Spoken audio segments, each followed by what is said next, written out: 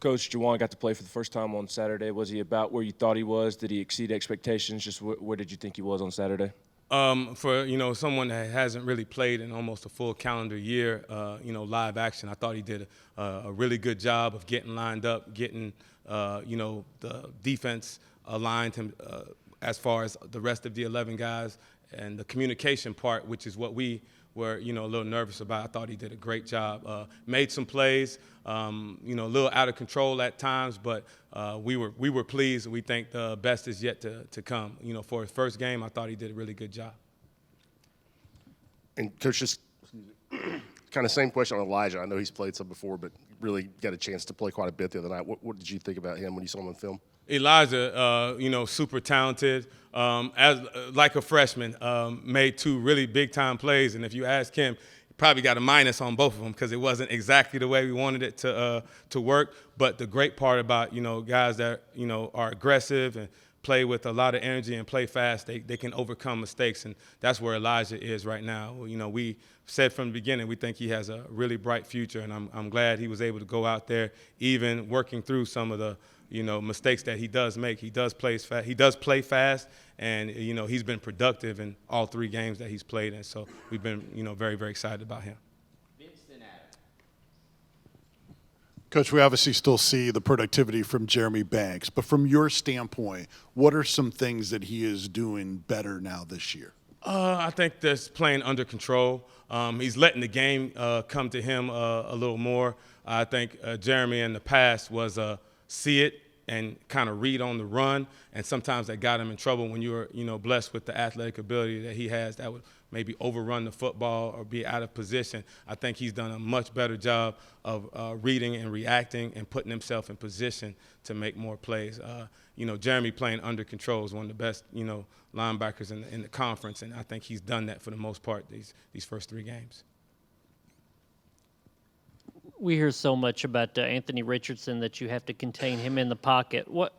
What's the worst that could happen? Why is he so good when he gets out running around outside the pocket? I would say I think last year his GPS got to a 23, so that would make anybody pretty dangerous. Great athlete. And not just a guy that runs fast. He can make moves in space, and has a live arm as a quarterback. So you have to respect his throwing ability. I mean, he's the total package.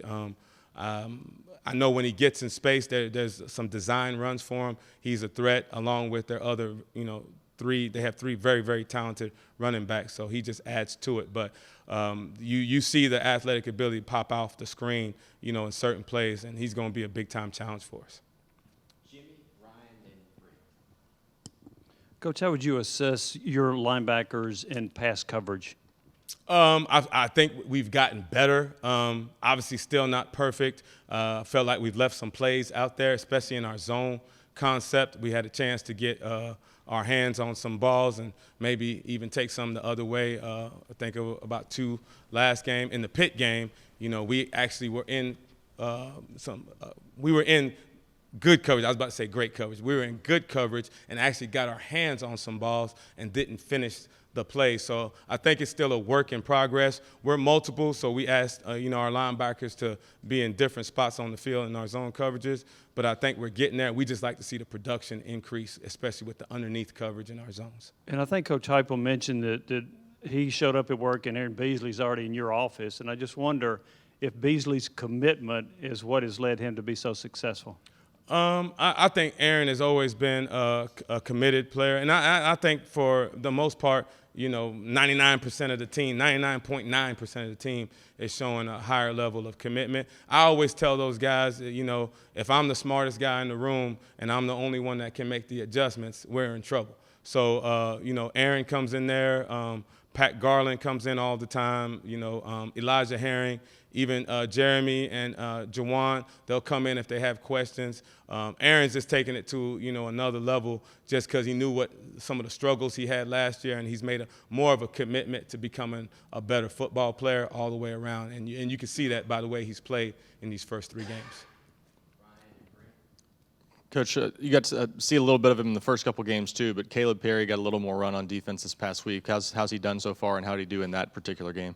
Caleb is still learning to play the position like we talked about, earlier. He was kind of a jack of all trades coming out of high school playing quarterback, receiver, DB. So he's still learning how to play linebacker. But even in the process of learning how to play linebacker, you see the production. He just kind of finds the football, which is a skill, obviously, that's, you can't always teach. He kind of finds the football on his own, even though it's not always the right way. He's been productive in getting to the football, and I think he's another one, big athletic kid. When you talk about guys that can run, jump, change direction, he has the total package. Obviously as coaches, we want him to be the finished product yesterday, but we understand it's going to be a work in progress. But we're happy with where he is right now, and we think he's got a chance to another kid's got a chance to be a really good football player. Coach, over here, you guys have not seen a mobile quarterback per se through 3 games, not a real mobile guy. One, how do you simulate that in practice this week? And 2, how would you rate your linebackers' play outside of the box, outside of the tackle box in open space to this point? All right. To your first question, obviously I think Richardson is kind of stands alone when it comes to athleticism, as far as the quarterback position. But I thought the Irons kid last week, when you watch him on tape, he came in as a dual threat quarterback and actually had some positive runs versus Michigan State the previous week. So we actually practiced, a lot of quarterback run going into that game. So we actually, are bringing some of the same, defenses that we ran in that previous game. We're obviously we were able to rep him, for Akron. Obviously, he did not run the ball a lot, whether it was through injury or whatever. He was more in a drop back phase. He didn't pull the ball as much, but we were prepared for it. And I just bring that up to say, with the talent that Richardson has, we've actually, feel like we're a week ahead as far as the actual quarterback running game. Now, obviously, he's a different animal, but some of the defenses and some of the fits we've prepared for. And as far as the linebackers, making, how they've played outside on the perimeter, I think we've done a good job. With offenses now and the spread, the way that it challenges you from sideline to sideline, all those guys are going to have to make plays outside the box. I think we've done a good job, playing off blocks and tackling in space. I thought we've done a much better. Obviously, it's never going to be perfect, but I think we like where we're at right now. Coach, with having Jeremy and Aaron started all last season, they started the first 2 games this season, and you bring Juwan kind of in and start him. How did you kind of handle that dynamic between those 3 guys with 2 starting spots, and how did they sort of handle that going into last week? They're all mature. When you get to a program and you build it the way we want to have it built, every week it should be a fight to see who's going to be a starter. No one is going to stand out over another one. And we look at it like we have 3 starters. We treat Aaron like he's a starter. I think he's earned that with some of the play that he's had in these first 3 weeks. But Juwan was the starter coming out of camp, so we wanted to make sure he got right back in the mix. And for us to be successful, all 3 of those guys are going to have to play like starters. So we don't look at it any different when either guy is on the field. And we had those. Everybody wants to start. Everybody wants to play every snap, and you want that type of competitiveness, and you want that kind of fire. Obviously, they can't, so we go about it that way, that we're going to play like we have 3 starters on the field.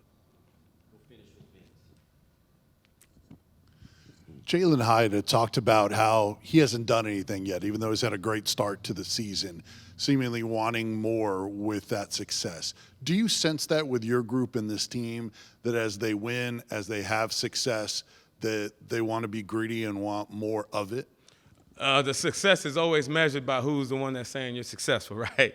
We're 3-0. I think we all thought we would be at that point, when we first started the schedule. And now that we're going into SEC play, we would hope the whole team, has that mindset. Because, we've proven a lot. We're 3-0, but, our number one goal is to try to win the SEC. And you can't do that, without going through the SEC schedule. And, we got our first opportunity now. So I would think the whole team has got that same fire in their belly and feel like we started the way we thought we were going to, but now we have to make sure we're even hungrier to go into this SEC slate, to go out there and go try to get victories every week. Thank you, Coach. All right. Thank you, guys.